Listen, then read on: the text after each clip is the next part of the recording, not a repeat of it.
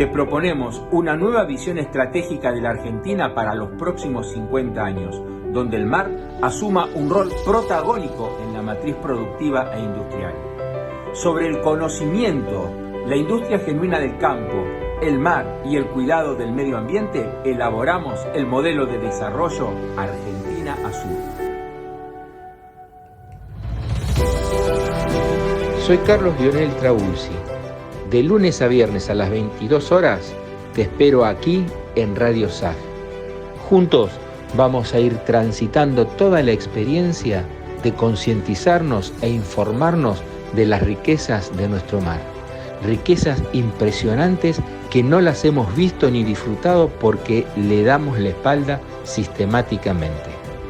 Estrategia Argentina, nueva visión, el mar. Aquí en Radio SAG. Te espero.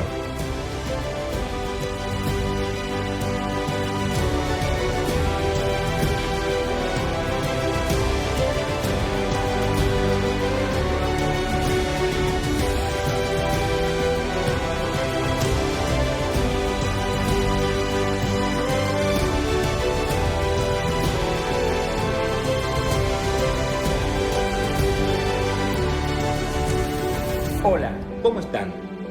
Gracias por compartir nuevamente este espacio donde juntos seguiremos reflexionando, tomando conciencia de la importancia de nuestro mar y vías navegables fluviales, y nos iremos adentrando en el modelo de desarrollo Argentina Azul.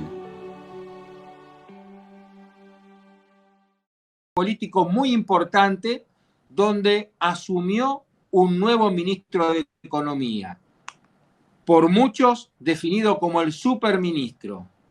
Ha dado una serie de medidas, ha adelantado medidas que marcan un plan económico. Habló de las grandes riquezas de la Argentina, pero ¿saben qué? Ni una sola vez en todo su discurso nombró la palabra mar. La palabra mar no ha existido en su discurso como recursos estratégicos de la Argentina.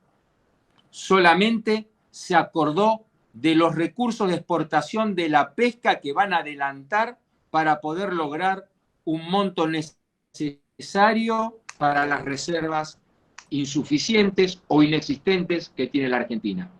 Por eso es tan importante este ciclo que comenzamos hoy.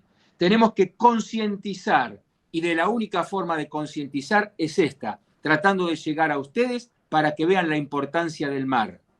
El cambio está en el mar y la Argentina tiene solución, pero no solamente la Argentina, el cambio en el mundo está en el mar. Bueno, hoy nos acompaña en nuestro primer ciclo, nos acompaña el amigo Eduardo Ligio Ganeu.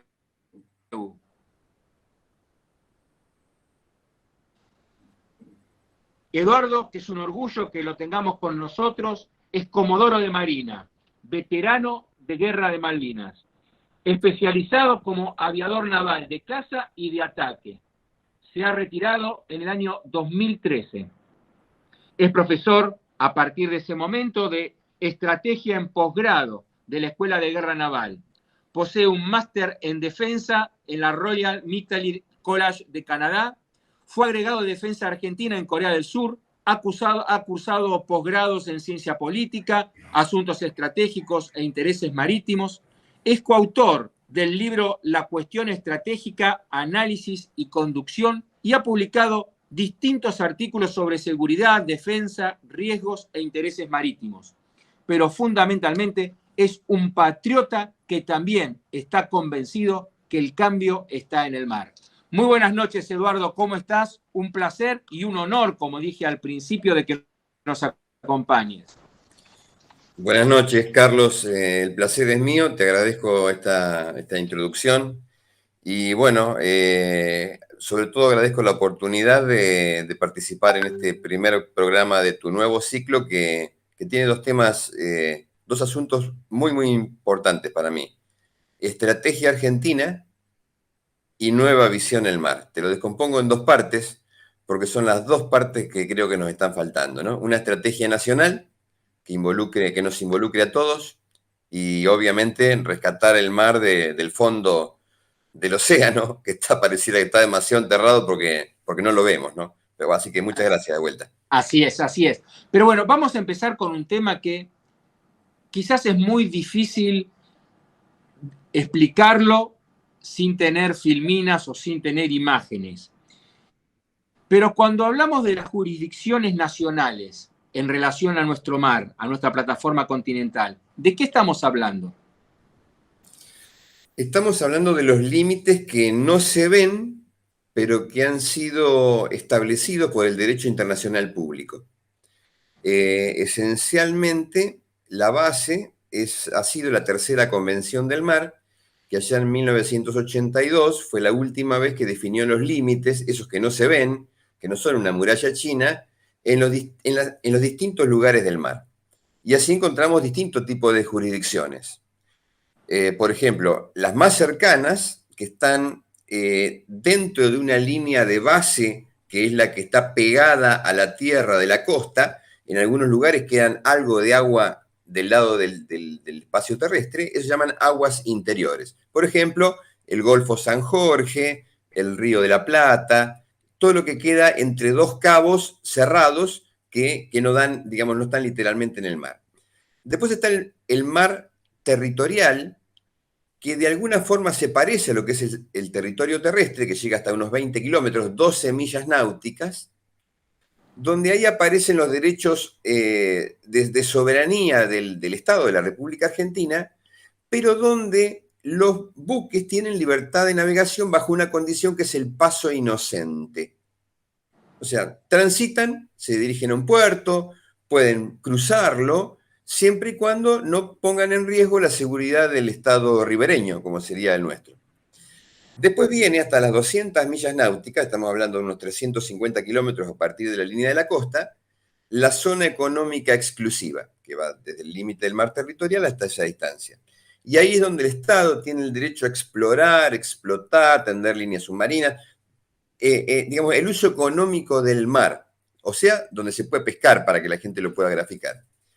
Y por último, una extensión que va por el fondo, que es la extensión de la plataforma más allá de la zona económica exclusiva, que se extiende hasta una distancia aproximada de 350 millas náuticas, imaginemos 650 kilómetros, como de acá a Bahía Blanca, desde la línea de costa, para poder explotar todos los recursos que están en el fondo. Por ejemplo, el petróleo, el gas, los minerales, las especies vivas sedentarias.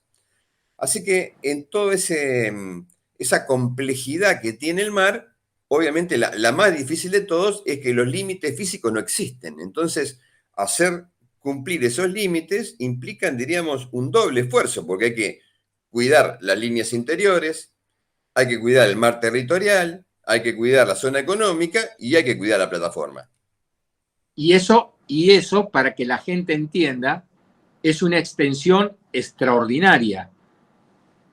Si la Argentina territorial son 2.780.000 kilómetros cuadrados aproximadamente, nos encontramos que todas esas jurisdicciones nacionales son más de 6.500.000 kilómetros cuadrados. ¿Por qué no nos explicás esto? Para que la gente lo entienda, vea la dimensión de lo que es nuestra plataforma y nuestro mar.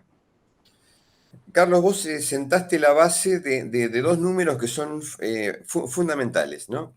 Uno, para imaginar el tamaño de la República Argentina. Con esos 2.780.000, digamos 2.800, redondeemos ahí, Argentina es el octavo país del mundo en superficie, empezando por Rusia, que son 17 millones, y después los tres que siguen, que están entre 9 y 10 millones de kilómetros cuadrados.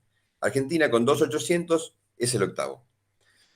Pero cuando tiramos todas esas líneas que comenté sobre el mar, no solamente desde el continente sudamericano, sino desde las Islas Malvinas, Georgias y Sandwich, y desde la Antártida, es que sumamos en su máxima extensión, con la plataforma continental que mencioné hasta las 350 millas náuticas, esos 6.700.000 kilómetros cuadrados de mar, que son responsabilidad de Argentina, así como los 2.800 de tierra que vos mencionaste, más casi 1 millón de kilómetros cuadrados que están en la Antártida, bajo hielo, la mayoría. Así que con eso tenemos para entretenernos, sobre todo porque hay una parte que tenemos, hay una parte que está ocupada ilegalmente, o digamos coloquialmente podemos decir usurpada, porque literalmente corresponde la palabra, y hay otra parte, la de la Antártida, que está con soberanía en suspenso bajo el régimen del Tratado Antártico, que sin denegar la soberanía de los estados que la reclamaron alguna vez, que fuimos 7, con otros 2 en suspenso, puso un manto de tranquilidad a la Antártida cuando ya había disputas a la hora de preservar ese patrimonio para toda la humanidad. Ahora, profundicemos un poco el tema este de la usurpación. En la Patagonia tenemos a los mapuches, pero en el mar y en nuestra plataforma continental y en nuestras Islas Malvinas tenemos el Reino Unido.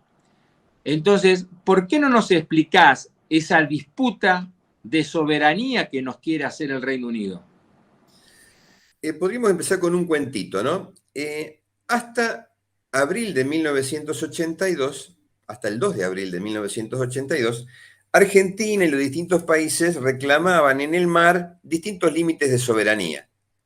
Pero lo que estaba aceptado inequívocamente era que la soberanía en el mar alcanzaba hasta el alcance de tiro de cañón de los buques que estuvieran en la costa. O sea que se aceptaba como que la soberanía del país llegaba hasta las 3 millas náuticas en términos generales.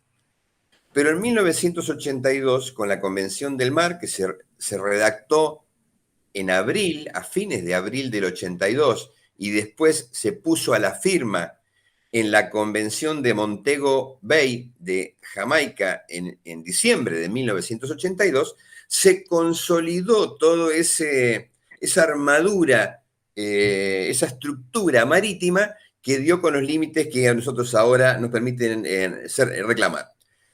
Esos límites nos dejan bajo control 1.050.000 kilómetros cuadrados de zona económica exclusiva y unos casi 300.000 kilómetros cuadrados de extensión de la plataforma continental. ¿Qué pasó en Malvinas? En Malvinas, en 1982, las islas valían por la superficie de la piedra emergida. Malvinas, Georgia y Sandwich, 15.000 kilómetros cuadrados. Si le agregamos el alcance de tiro de cañón sobre el mar territorial, pongámosle otros 15.000 kilómetros cuadrados más, menos de 50.000 kilómetros cuadrados teníamos de soberanía en derredor de las islas. Con la Convención del Mar de 1982, la zona económica exclusiva se fue a 1.800.000 kilómetros cuadrados donde los británicos están pescando. Pero repetí eso que es muy importante. Ya no es solamente un pedazo de tierra, sino que ya avanzan sobre ¿cuánto? 1.800.000 kilómetros cuadrados de mar. O sea que estamos hablando de casi 2/3 partes de la Argentina territorial. Tal cual, de los 800. Para que la gente tome dimensión de lo que hablamos. Sí. Y bueno, y ahora le agreguémosle también, ya que estamos, obviamente lo que corresponde, que es la plataforma continental, que con la definición del límite del talud continental que se hizo en los últimos años en la República Argentina, que también hizo el Reino Unido, se comprobó que el límite de la plataforma continental llega hasta esas 350 millas que comenté, y que para el caso de las Islas Malvinas, Georgia y Sandwich, alcanzan a una superficie de 2.600.000 kilómetros cuadrados. Es decir, podemos sintetizar en esto. Argentina tiene casi otra Argentina usurpada en el mar. Obviamente Argentina es todo, pero desde el punto de vista figurativo, para no olvidarnos, lo que nos quitan los británicos son casi otra Argentina, el triángulo sudamericano que vemos, en el mar Atlántico sudoccidental. Ahora, y ante esta usurpación tan importante, tan extensa, de tantas riquezas, la Argentina concretamente, ¿qué es lo que hoy está haciendo? ¿O qué es lo que vino haciendo en los últimos años para tratar de recuperar por la vía diplomática, por la vía de la paz, nuestra soberanía? Argentina, desde 1833, ha tenido un vínculo muy cercano con el Reino Unido a lo largo de toda su historia, que llegó hasta, podríamos decir, hasta mediados del siglo pasado. Ahí empezaron las disputas porque todo el mundo se empezó a dar cuenta que los espacios en el mundo se achicaban porque la población se incrementaba, los recursos naturales eran cada vez más necesarios, sobre todo demandados por la industria, la energía era muy importante, la pesca y los alimentos también. En consecuencia, empezaron las rispideces que se manifestaron entre Argentina y el Reino Unido, sobre todo a mediados del siglo pasado, y obviamente se consolidó esa disputa en 1982, al ver a Argentina, luego de 149 años de ver desoídos sus reclamos de soberanía, apeló creo yo, al legítimo uso de la fuerza para recuperar algo que era propio. Cuando nosotros tuvimos una usurpación, una agresión británica repetitiva desde 1806, 1807, 1833, 1845, y podríamos decir que la última se concretó con el inicio de la Guerra de Malvinas, propiamente dicho, el 1 de mayo de 1982, cuando empezó el fuego sobre Malvinas. Uh-huh. ¿Qué estamos haciendo de ahí en más? Bueno, llevamos 40 años. Argentina hizo algo muy saludable desde el punto de vista de sus jurisdicciones, que es incorporar ese problema a la Constitución Nacional en la reforma del 94, en la disposición transitoria número 1, cuando alude a los derechos imprescriptibles de soberanía de la República Argentina sobre las islas del Atlántico Sur. Eso creo que es fundamental. Y eso fue un logro después de casualmente por la guerra, si no, no hubiéramos hecho eso nunca. Seguiríamos tomando whisky, escribiendo papel con los británicos, hablando sobre Malvinas. El problema que yo veo es que hemos sacado de las herramientas para disputar algo tan importante como la soberanía algunos de los factores que son reconocidos en todo el mundo como un recurso indispensable para tratar este tipo de problemas, que son extremadamente graves, como es la integración territorial. Y me estoy refiriendo a haber sacado de los factores para tratar de negociar a la influencia de la defensa nacional, donde Argentina hasta tiene funcionarios que dicen que va a recuperar las Malvinas por medios pacíficos, cuando en realidad la Constitución Nacional dice por medio del derecho internacional, cuando el derecho internacional convalida en su artículo 51 de la Carta de Naciones Unidas el derecho a la autodefensa.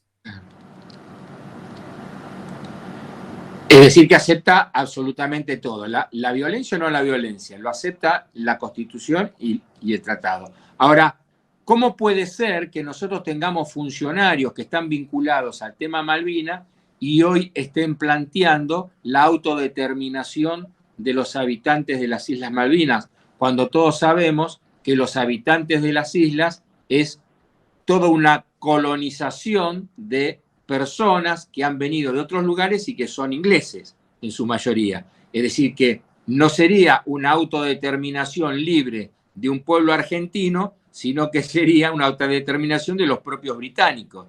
Entonces, ¿cómo puede haber funcionarios argentinos en esa área que estén planteando ese tema? Creo que esto que aludís es fundamental, sobre todo a la luz de la audiencia que nos escucha, porque es el factor determinante que consolida la falta de fundamentos que tiene ese principio por parte del Reino Unido. Porque esa población no es una población autóctona, sino que ha sido importada, ¿no? Traída desde el Reino Unido. Así que ese es un elemento de fuerza de la República Argentina. Y respecto de la parte histórica, que es la otra herramienta fundamental para la negociación o la disputa de soberanía, son los argumentos históricos que tiene la República Argentina, que recibió las islas por herencia de España, sin solución de continuidad, cosa que el Reino Unido no está dispuesto a aceptar y digamos, argumentan su herencia, digamos, sus razones históricas en la colonización que efectivamente hizo el Reino Unido en gran medida en el Atlántico Sur, pero que fue posterior a la bandera española. Ahora, hay algo realmente interesante de contradicción en la propia política diplomática británica en relación a las Malvinas, cuando ellos sostienen la autodeterminación del pueblo de Malvinas, cuando en realidad la autoridad máxima en Malvinas es la corona, y el pueblo de Malvinas no tiene ninguna autodeterminación, salvo en cuestiones absolutamente simples en las islas, pero a lo que hace a las tomas de decisiones estratégicas del pueblo y de las Islas Malvinas, lo toma la corona británica. Entonces, ¿cómo se entiende la autodeterminación de un pueblo que no tiene voluntad propia ni libertad para decidir sus propios destinos? Bueno, no puedo menos que estar de acuerdo con vos, y en todo caso tendría que repetir lo que acabas de decir. Eso ocurre, en realidad, con los 15 estados del mundo, de los 194 que están en Naciones Unidas, que tienen como jefe de Estado a la reina de Inglaterra, a Isabel II. Y en todos ellos, la jefa de Estado es la corona y tienen luego un primer ministro, que es el que lidera la administración interna del país. Pero las grandes decisiones, como la política exterior y la defensa, en términos generales, están guiadas, orientadas, estratégicamente dirigidas por la corona británica. Algo que no se ve, pero cuando uno se pone a analizar, lo percibe, ¿no? Es uno de los grandes, de la gran influencia favorable que tiene la corona para esos países, es que obviamente está manejando 15 estados que suman, fíjense, ¿no?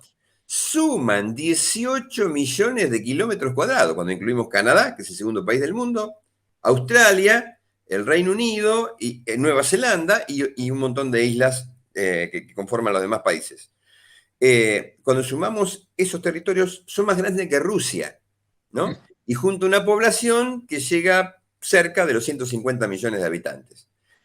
Si le sumamos las 15 Fuerzas Armadas, la titularidad de la iglesia anglicana, donde ejerce su influencia sobre las ideas, ¿no? Las creencias de las personas, y el acceso irrestricto a todo tipo de inteligencia de 15 estados, esa corona se constituye no solo en una figura, sino en una herramienta de poder fenomenal, que creo yo es la que, de alguna forma, ha generado esas tan cercana alianza con Estados Unidos, que ahora tiene nuevas figuras como el AUKUS, ¿no?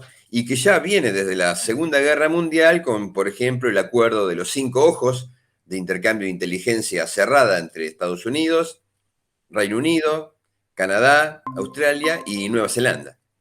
Así que esa creo que es la verdad de Malvinas, y el territorio de ultramar es uno de los 14 territorios de ultramar que tiene la corona, que tiene un estatus distinto a los estados, obviamente, no tiene envergadura de estado. El Reino Unido controla la política exterior y la defensa sobre Malvinas, sobre el otro territorio de ultramar, que es Georgias y Sandwich, y sobre el otro territorio de ultramar, que es la Antártida.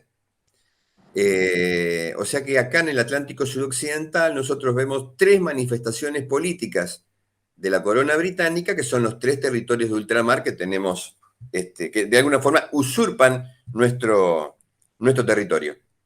Ahora, para ir terminando, ya se nos está yendo la hora del primer programa. Pasó rápido, la verdad, cuando se hablan de temas tan interesantes. Nos queda por decir algo sobre cuáles son los intereses marítimos. Tenemos una extensión tan grande de mar y de plataforma. ¿Y cuáles son algunos de esos intereses marítimos que el pueblo argentino no lo ve porque le damos la espalda? En general, cuando se habla de intereses marítimos, hay algo que la gente puede recordar muy fácil, ¿no? Los recursos y los usos del mar. Y hay un agregado más: la conciencia marítima. O sea, la mente de los argentinos. Cuando hablamos de los recursos, podemos hablar de recursos vivos y no vivos. Nos referimos en un caso a la pesca, por ejemplo, y a los no vivos al petróleo, el gas, la minería, todo aquello que no tiene vida. Y cuando vamos a los usos del mar o a las actividades del mar, vemos el transporte marítimo o el tráfico marítimo con todas sus cargas, la investigación científica, el turismo, que es muy importante y cada vez más, sobre todo en los espacios usurpados, ¿no? Grandes barcos turistas van a Malvinas y sobre todo a la Antártida. Y hay algo que quiero agregar aprovechando este tema de hablar de los intereses marítimos. El interés es un interés, y el interés marítimo también, porque la gente les da valor a los objetos. Cuando hablamos de interés, estamos hablando del valor que los argentinos o los británicos, en el otro caso, le dan a los mismos objetos. ¿Cuánto vale la misma pesca para los británicos que para los argentinos? El petróleo para uno y para otro. El oro para el uno y para el otro. El gas para el uno y para el otro. La Antártida para el uno y para el otro. ¿Cuánto vale para los argentinos que tenemos 2.800.000 kilómetros cuadrados de tierra, los 15.000 de las islas o los 2.800? ¿O cuánto vale para los británicos que tienen 250.000 kilómetros cuadrados nada más en la Gran Bretaña e Irlanda del Norte? Y esto les representa una superficie fenomenal. Y ni hablemos con la Antártida. ¿Cuánto vale para nosotros la Antártida, que es casi 1 millón terrestre, cuando para los británicos, con los límites que pusieron, es aproximadamente 1.700.000 kilómetros cuadrados terrestres? Y después el último factor que vale la pena tener en cuenta, o sea, intereses marítimos, recursos y usos, distinto valor. Y lo otro es que todo cambia. El valor cambia, la investigación científica se va desarrollando y la tecnología también. Algo que no fue redituable hasta ahora puede empezarlo a hacer por el mero desarrollo tecnológico de los instrumentos que hace falta no solamente para explorar, sino para explotarlo, porque les abarata los costos y los vuelve redituables. Bueno, la verdad que maravilloso la charla que hemos tenido. Hemos llegado ya al final de este primer programa. Ojalá quienes nos estén acompañando realmente se hayan sentido tan satisfechos de poder concientizarnos con toda esta riqueza argentina que tenemos ahí nomás al alcance de nuestras manos y que la estamos desaprovechando cuando hay tanta pobreza, tanta necesidad en nuestro pueblo. Así que, Eduardo, te agradezco muchísimo. Seguramente nos vas a acompañar en otros programas y te agradezco que hayas estado aquí en Estrategia Argentina Nueva Visión El Mar. Un fuerte abrazo. Carlos, ¿me permitís cerrar con esto? Una frase. Sí, por favor. Nadie quiere lo que no conoce, ni nadie desarrolla ni protege lo que no quiere. Tenemos que empezar estudiando el mar, estudiando lo que es protegerlo, para después poderlo enfrentar en la medida de su conveniencia y necesidad. Repetirlo de vuelta que está muy bueno. Nadie quiere lo que no conoce, ni nadie desarrolla ni protege lo que no quiere. Buenísimo. Un fuerte abrazo, Eduardo. Bueno, Gracias. Y me despido de ustedes hasta mañana jueves, donde nos vamos a encontrar con un gran amigo, con Sergio Sabán, y verán cómo el mar también tiene otras posibilidades, que no solamente son la pesca, otras actividades y que reditúan muchísimo. Hasta mañana. Chao. Chao, Carlos.